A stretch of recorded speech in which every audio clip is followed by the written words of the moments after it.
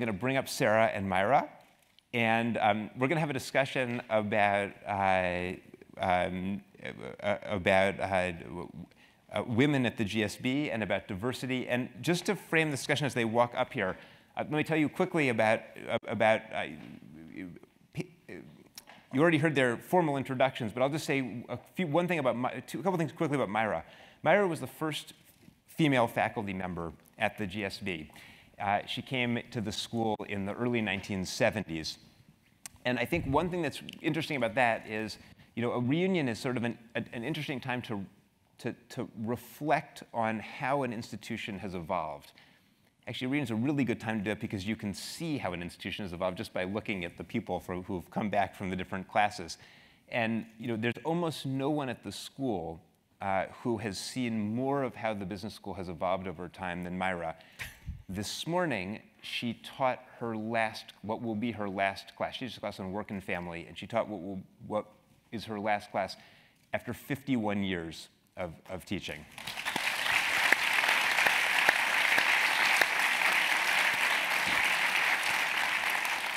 So Myra, I'm going to give you a chance to try to summarize briefly what has happened in those last 51 years. So the question is, what was the school like in 1972 when I came? And the first thing is that Francine Gordon and I were the first two women ever to teach at the business school, to have regular faculty appointments in 1972. That year, the GSB also hired its first African-American professor, first Asian-American professor, 2 men, and first Hispanic professor. So three men, and Francine and I. And you might ask, what propelled the school to do this? So it wasn't just the business school that took these actions. The entire university did. So the law school hired its first woman faculty member ever, and so did the School of Engineering. And what had happened was that a number of schools, not Stanford, but Berkeley and just about every other prestigious university, had had a complaint filed against them at the Labor Department for excluding women, and somebody understood finally that the executive orders which Lyndon Johnson had signed for having women in business also applied to universities, because it really was about government contractors. And so all these universities suddenly got religion when the complaints were filed. And although Stanford didn't have a complaint filed, Stanford was afraid that this might happen to them if they didn't get on the stick. And so we came. There were only 5 women students in the entire first-year class. And they made a slideshow called "What's a Nice Girl Like You Doing in a Place Like This?" So that gives you a sense of the alienation. My male colleagues, you said there are 120 faculty members now. When I came, I used to say it was 90 men and me. So my colleagues were not happy that the school had hired women, partly because they had been used to having their faculty retreats at the family farm, which is an all-male institution, and Francine and I couldn't go there. So the faculty suggestions were really far out. They suggested maybe we should put bags over our heads and come in, R.J. Miller, who was the dean, was just extremely supportive and told me to just not pay attention to them at all. And finally, he did get us in. Francine had left by then, but Joanne Martin and I got to go to the family farm. And RJ put up a special little sign in one of the bathrooms that said "women." So that just shows you how alien the place was for both women and minorities. You want to say a little bit about that I think how things then began to change at the school from that point to sort of get to where we are, or to get more in the direction of where we are today. Yeah. So the advisory council at the business school really urged RJ to recruit more women students, because they, in their companies, were being asked to hire women in management for the same reason that the business school wanted women faculty, namely that was the law. And they couldn't find any women in management because not only were there only 5 women students at Stanford, the numbers were the same all over the country, and there had never been a year at the GSB where there were more than 5 women students. So RJ asked us, Francine and I, if we would recruit, and we said we would. We only recruited for 1 year because as soon as word got out that the GSB was interested in accepting women students, the applications flowed in. And so this really was not so much a problem on the supply side. It really was institutional discrimination which changed. On the faculty side, it took a lot longer. Really, the change in women students was so rapid. Finally, in 1974, I was able to do a study looking at women's salaries when they graduated. And you'll be interested to know, well, you'll be floored when I tell you the average salary in 1974, talk about inflation, it was 16,000 something was the average starting salary for the GSB. But there was no statistically significant difference between men's and women's salaries. So there was a difference 4 years later when I did a follow-up study, because at that point, many women had taken time off to have children, and they were penalized extraordinarily for that, penalized in terms of salary when they came back. And then some of the men had gone into investment banking and real estate, and so their salaries were very high, and there were no women in that field, in those fields.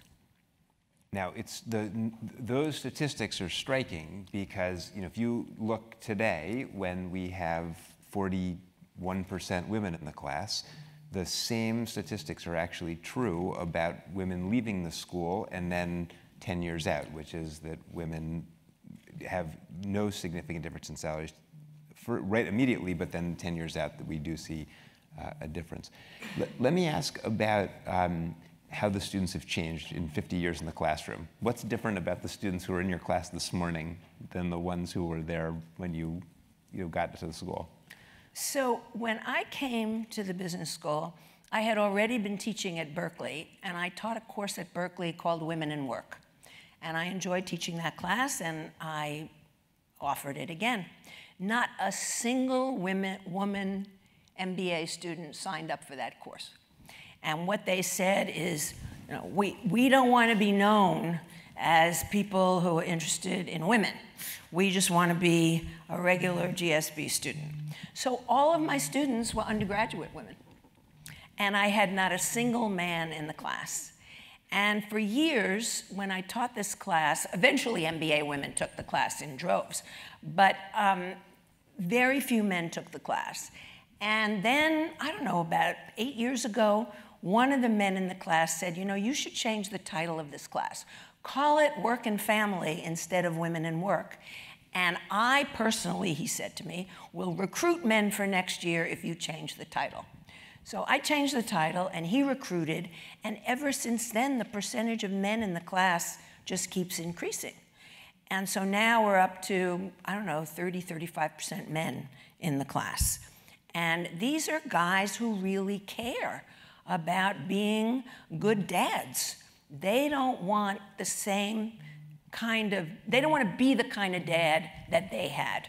They want to be an active dad, and they're interested in taking the class and learning about how to do that. So that's one of the biggest changes.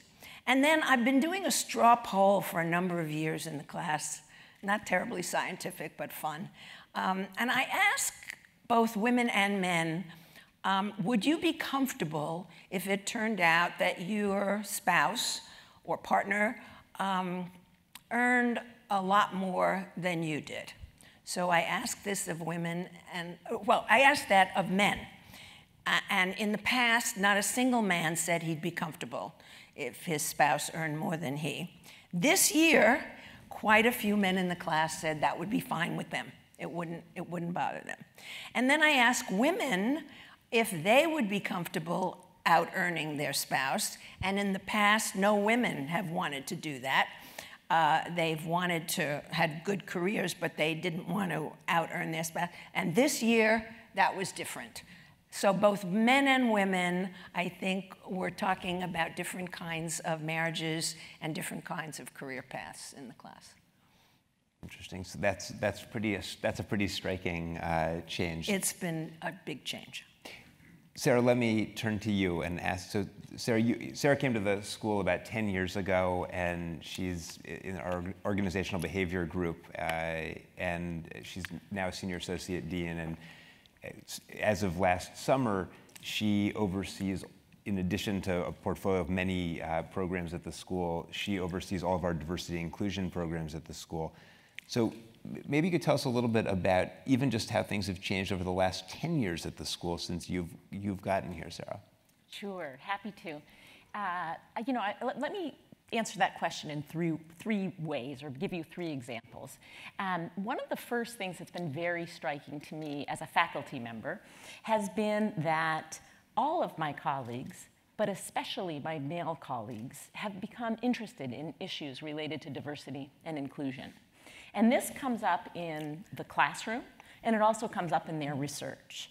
So I'll give you a couple of examples on the research front, which I think are kind of illustrative of this point. First, we have a faculty member in our finance group who has just put together a paper, which is really compelling, and the paper's title is great. It's called When Harry Fired Sally. And the paper is, he's in the finance group, and the paper really looks at misconduct in the finance industry.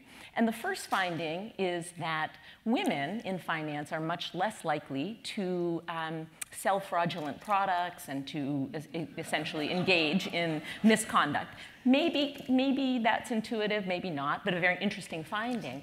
But the second piece of the paper, and I think this is extremely important for the industry, is that when women do engage in fraudulent behavior and in misconduct, they're far more likely to be punished, and punished severely for that behavior. So a really important paper on inequality in the finance industry, particularly around punishing, and conducted by one of our male colleagues. So I think that's one example. Another one is that one of our faculty members in the political economy group, a political scientist by training, who's been interested all of his career in looking at public opinion change, has decided to take those skills and that literature to bring on the question of how might we reduce transphobia in this country. And he has a very compelling field experiment that he's conducted in collaboration with a nonprofit organization that works on these issues. You know, I would guess probably many years ago we wouldn't have seen that kind of research being done at the Graduate School of Business. So on the research front, male colleagues as well as female colleagues, but male colleagues in particular have been conducting research on inequality, diversity, and inclusion kinds of issues. Teaching, of course, is important.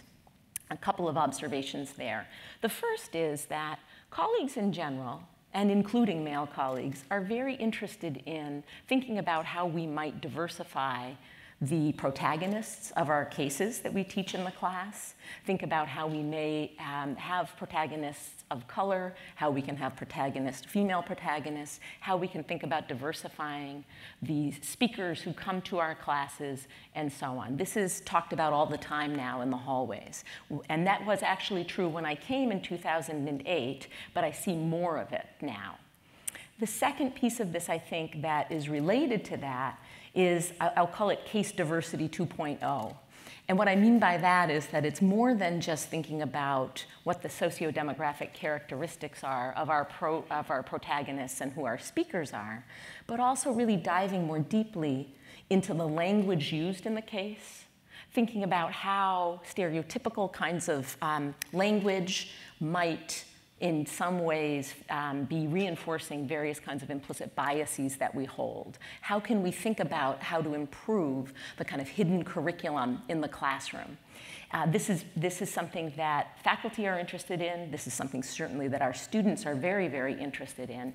I was reminded of this this week. My husband, who teaches math in a middle school, came home and he said, you know what, I just had this worksheet that I gave the students, and it's a word problem worksheet. You probably all remember these word problem worksheets, right?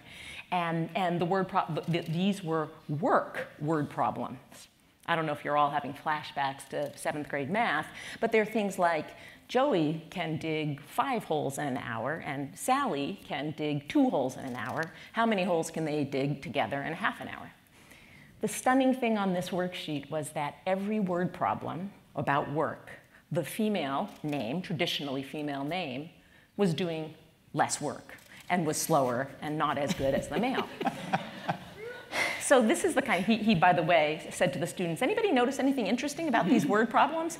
And one student raised her hand and said, yes, the girl names are all slower and not as good as the men. And he said, yes, and you get a point for figuring out how implicit bias is learned. So it's a funny example, but how might we make sure that our case studies and our speakers are sensitive to these kinds of issues so that we're not inadvertently reinforcing any of these sorts of biases?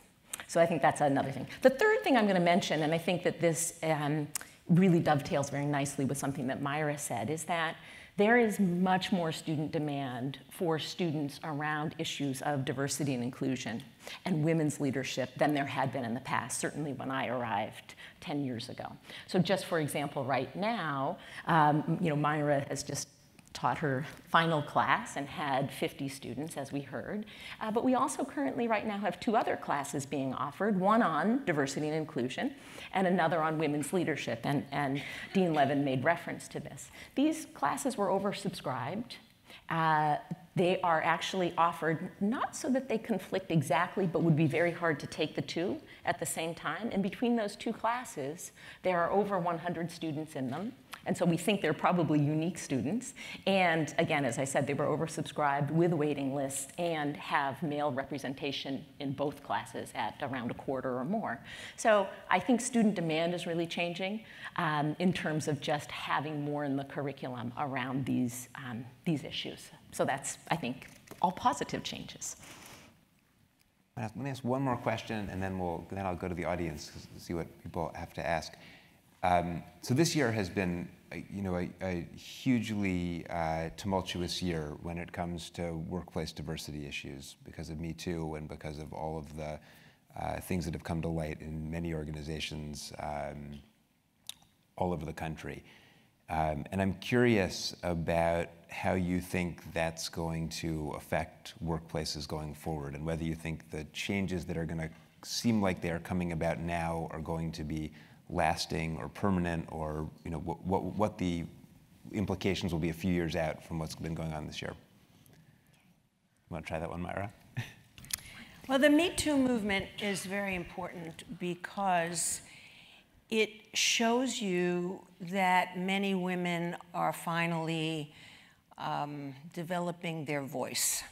They will not sit by any longer and let things happen to them which shouldn't be happening. And they've gained strength from one another, and they are speaking out, and I think that's all good. But there's an underlying problem, which is that women are still not well represented in many fields. One of the areas in which I've done a lot of research is occupational segregation, which is the fact that men and women are rarely represented equally in occupations. Men tend to be in the more lucrative occupations, the ones with more promotion opportunities, and so on. Now, some of this has improved. You can just look at Stanford. When I came here, tenured women were less than 8% of the tenured faculty. Today, we're up to around 25, 26%. So that's just one example. At the GSB, when I came, it was 2 women, and now I think the number is, what, about 20%, 25%? 21%. 21%. I have something to say about that in a minute, just that reinforces your point, but go ahead. Okay, so, now let's look at engineering. So engineering has had very few women. The Stanford School of Engineering has worked very hard to try to get more women interested in engineering, and this has been true across the country. So now approximately 20% of the graduates in engineering are women.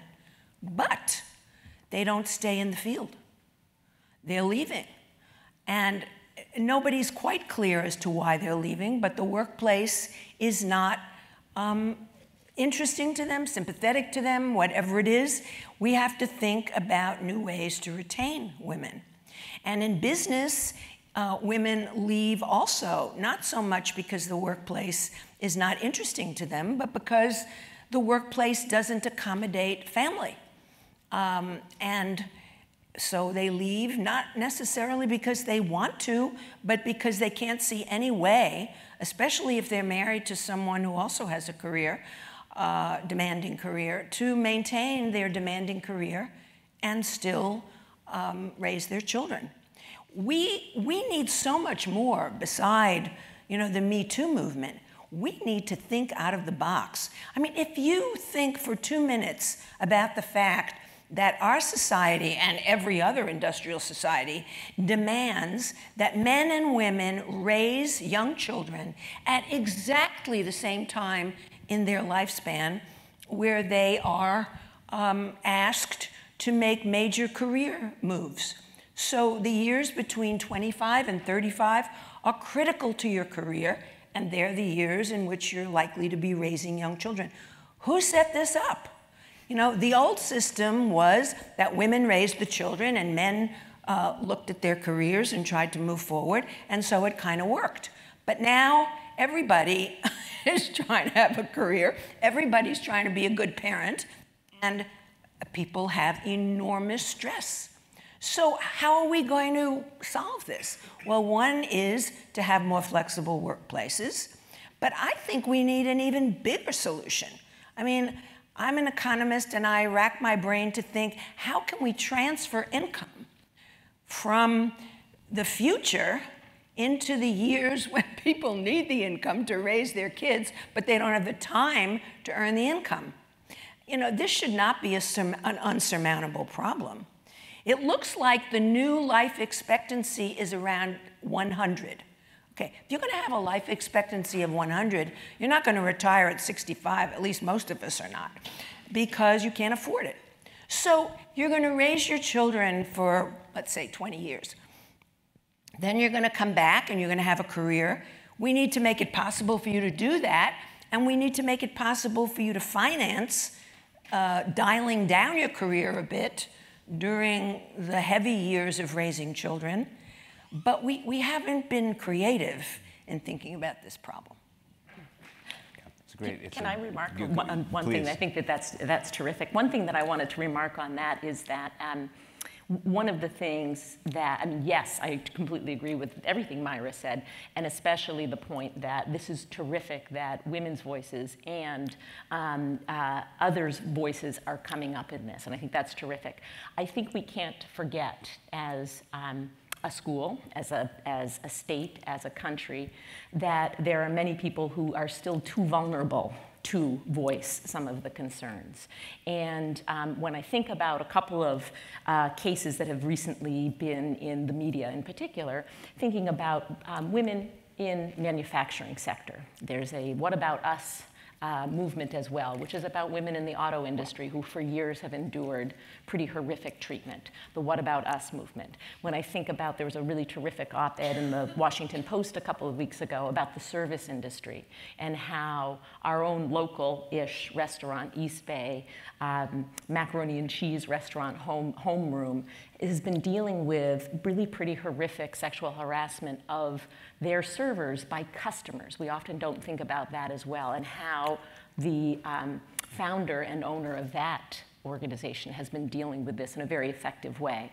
So I think we also need to think about the vulnerability of other people who maybe don't have the voice that people in this room and some of the people who have had the privilege and opportunity to come to Stanford University have. And I think that's important too.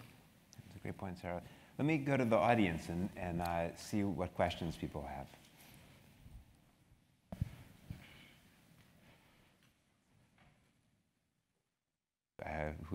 We got a microphone there, okay.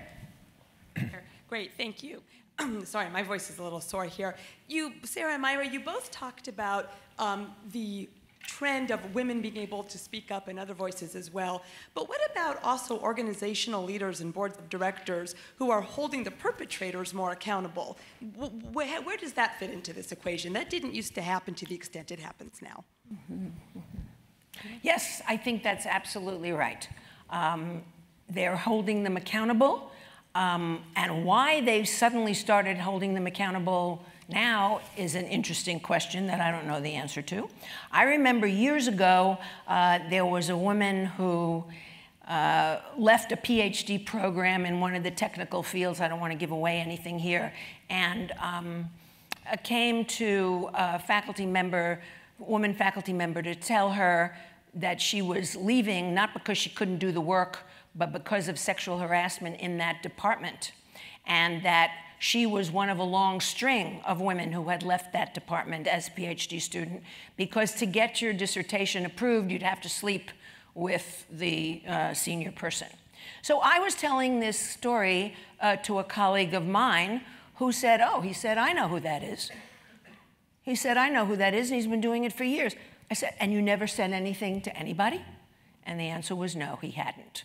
So the fact that these people are now being held accountable at Stanford and elsewhere is a very important change. And I'll just add one more thing to that, too. I think that one of the things that we hope to do at the GSB is to produce principled leaders, and principled leaders who will take the values that we all hold sacred out into organizations. And I think it becomes part of what I hope you all, as alums, and our current students who will graduate, will also take forward as well, because you will all be in positions to be allies and to stand up for people who don't have the voice. So I hope that you'll take some inspiration from that as well. Hi, I am a class of 2003 alum, Clara Coe, and I'm very excited to hear what you have to say. I took a career break of about 4 years. I went back to work into investment banking, and really excited to be back, but also see even today how few women are in banking. And I am at the VP level, and so that filters up, and the numbers get even smaller. But even at my VP level, I see maybe 20% of the class being women. That's your feeder to becoming managing director. And so I find it really disappointing that there hasn't been more progress. What else can we do? So in Europe, I feel like there's more strict kind of, we want a certain percentage of women on boards and things of that sort. Is that what we need to do, or what else can we do besides encourage people to think more about diversity and inclusion? Well, first of all, I am really happy to hear that you were able to come back to investment banking, because in the past, once you left, you weren't coming back. So that's a step in the right direction, not only for you, but you are now a role model for other women. So finally, if women can come back, there are senior women in place to be mentors and role models to junior women, which is very important. And I think we're going to move forward in investment banking. If you ask me about venture capital, I have to breathe a couple of times before I can say I think we're going to move forward in venture capital, but eventually we will. I mean, that's the way in which we're moving. And there are now programs to help women who take a pause in their career to get back in. And that's something that I think the GSB needs to be involved in also. We educate people, they need to pay attention to their families, and then they want to come back. We need to make that a path that's well trod. Mm-hmm. Claire, I'll just pick up on exactly what Myra said. One of the things that strikes me about your story is the industry, but then the fact that you stopped out for 4 years and then got back into it. And I think as a society, it's interesting. We create many off-ramps early in people's careers, and particularly as people have children in various phases. And we're basically pretty bad at creating on-ramps. The labor market doesn't really have that many on-ramps for people who have stopped out of their careers or who have had to been displaced for different reasons. And that's something that as a society we could do much better. And it's also something that as a school we can do better. In fact, one of the things, we had a task force, a women's task force, alumni task force about 4 years ago that made a bunch of recommendations to the school, which we've implemented almost all of them. One of the things that came out of that was the Women's Circles program that about 10% of our women alums are in to provide support for people in their careers. But another was to do more on-ramp programs, which we're trying to do through the Career Management Center and piloting different things. And we're just experimenting with different strategies for that. And I'm not sure we necessarily have the right strategy, but I think that's such an that's such an area of opportunity, because the way our system is set up right now, it's just much easier to step out for a while, but it's much harder to step back in when you decide you have the time and flexibility and desire to do that. Did you want to add something to that, Sarah? The only thing, I was actually going to speak a little bit to that, but the only other thing I'll add, and I think that this is, it's an anecdote, but I was meeting with one of our exec ed clients last week, actually, and it was a European company, and the HR people said, look, the next level down from our top level is 50% women. And I said, that's amazing. What did you do? And he said, in part, of course, it's regulation. But he also said, look, it's foolish not to, right? We're losing so much talent and going much deeper down into a talent pool if we don't do this. This just makes sense. And I sort of thought, we can learn even without necessarily regulation. One of the parts of your question, I believe, concerned the notion of quotas. I don't think that's a path that the U.S. is going to go down anytime soon. I think there is such an abhorrence of the notion of quotas that's not how we're going to move forward. But I do think we're going to be helped in moving forward here by the fact that more men want to take time out to raise their children. I realize that I don't have a random sample of men in my class, but nonetheless, those men want, first of all, paternity leave. And a good chunk of the men in my class write their papers on paternity leave. And they want to take some time out. And so there will need to be paths back for them. And once men are doing this as well as women, I think it will be a much smoother path for everybody. Hi, Christine Igniter. My point has a lot to do with her question, and in part was answered already. I'm a director at my organization, and I'm the only woman director. We are almost 10 directors, but in my division there's only me, and there are no partners. And we start almost 50-50 at junior consulting level. And then they diminish and diminish, and it has mostly to do with the fact that it doesn't accommodate a family. So many of them, it's not that we are not retaining them, they are just choosing to dedicate their time to their families because the organization, in many organizations, it's not compatible. In part, there is the role of regulation, as you mentioned, and in Sweden, for example, the parenting leave can be split in any way the couple chooses, and it goes to your point. Then the employer, you eliminate the bias because the risk of hiring a woman or a man at that point is the same, because you don't know who of the two is going to take more of that parenting leave. So you are eliminating the bias at the moment of hiring, which is something very, very felt. But we cannot count only on regulation, and most of the initiatives you mentioned counts on the goodwill of the organizations in paying attention to this aspect and wanting to be different and create space for women. But we also have to remember that it has to make financial sense for companies, for them to implement. We cannot depend only on the goodwill of organizations and their philosophy and mission. And that's the most needy aspect of the problem, in my view, because smaller companies that cannot afford the luxury of having this philosophy or having the goodwill of accommodating this, they need also a solution that makes financial sense.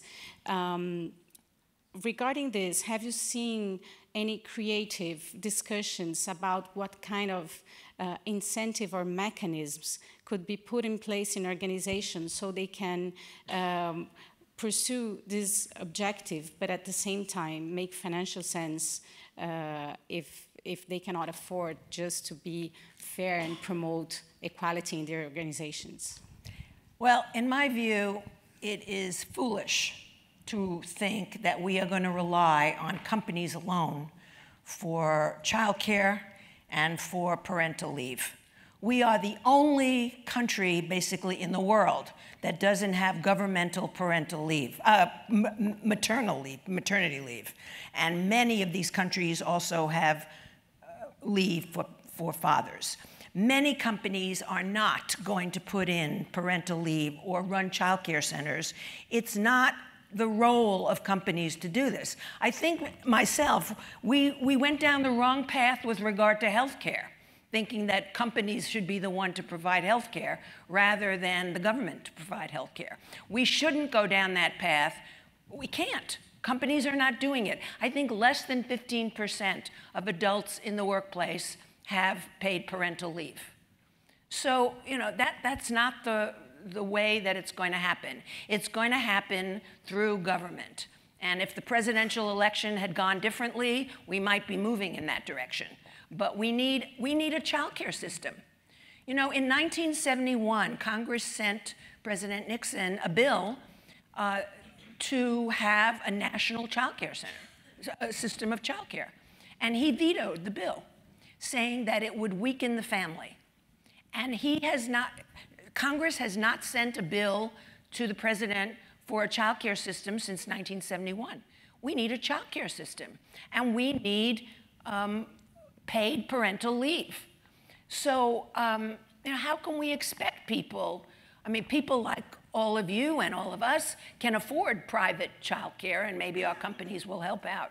But back to Sarah's point about the vast majority of people, you know, the reason they're not in the workforce, the reason they leave the workforce is because they have no childcare. What are you supposed to do with an infant? Do you know what infant care costs? You need to have parental leave to take care of infants. And then you need a childcare system. I think there's a lot of people in this room who know exactly what child care costs. All right, we'll do one more question. All right. MBA 2017, Hannah Schumacher, flown over from Australia. And I have a question that goes in a bit different direction. Dean Levin, you mentioned it's all the focus about digital technology. So basically now we can work anywhere and anytime. So I wonder how you all see the role of a sustainable work culture where, well, you might or might not be available 24/7. Like, are you available to turn off during 2 weeks, 3 weeks, 4 weeks vacation? I wonder where you see the future there. Yeah, and I think that's such an interesting question because it opens the door to like a hugely broad set of questions. And I'm going to actually answer it in a totally broad way as opposed to a narrow way, which is one of the ways I think about this is, you know, we're going through a set of changes in technology that have been going on for some time. You know, the whole digital revolution that are like prior technological revolutions, like the Industrial Revolution, for example. And if you look at what happened in earlier large-scale technological change revolutions, there were the first-order effects, which were job displacement, changes in work processes, changes in industries, changes in the economy and productivity and growth and all that. And then there were the second-order changes, which were changes in the way people lived and in institutions around those. So the Industrial Revolution brought people to cities, it brought people to factories, but it also led to mandatory education. So it completely changed society in ways that were indirect, but stemmed back to the underlying technology. And now we're starting another process like that. And I think it's that question you're asking gets to the question of what will be those additional second-order changes in the way we live and interact with each other, and the way organizations change and education changes. And I don't know the answers to all those. I think that at a place like Stanford, that's exactly the type of question we should be thinking about, and people here should be thinking about, because it has such broad, interesting implications and spans so many different areas.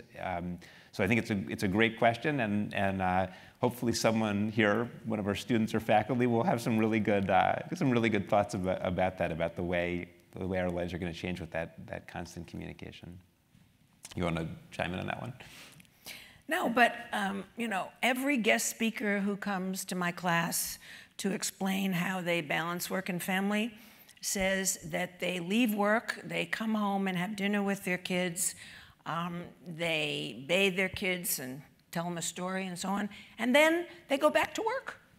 They turn on their computer around 9 o'clock, and they tell everybody at work that, you know, after 9 o'clock I'll be available. And that, plus the kind of intensive parenting that we have today, where everybody thinks you have to play with your children all the time. I can tell you that as a child, my parents did not play with me. They didn't play with me until I was a teenager, and they taught me how to play bridge with them. You know, so this idea that you have to play with your children day and night, plus the fact that you have to go back on your computer at 9 p.m., you know, makes life very difficult. Yeah, it took us till we got to our third child to work up the courage not to play with them. The first two, we felt a lot of pressure to do that. Well, I think we're pretty much at time, and let me just finish by, first of all, thanking you, Sarah, and thanking you, Myra, and particularly on coming on your last day of teaching. And I'll just say, you know, hearing you talk about the evolution of the school and looking out at this audience, which of course is more recent alums, it is striking. I said at the beginning, the reunion is a nice time to reflect on the way the school has evolved. And of course, when you walk around here, you'll see the school has evolved in many, you know, the campus is different and it's physically changed hugely. But actually, if you really think about it, there is no change more profound than who the people are at an institution. And so the changes that you're talking about that have occurred at the school over time are, in some sense, the most important changes that could happen at an institution over time. And of course, you know, all the things that then follow from that. So very apropos to have you here today, and really wonderful that you took the time, and congratulations on your final day of teaching. So thank you all for being here.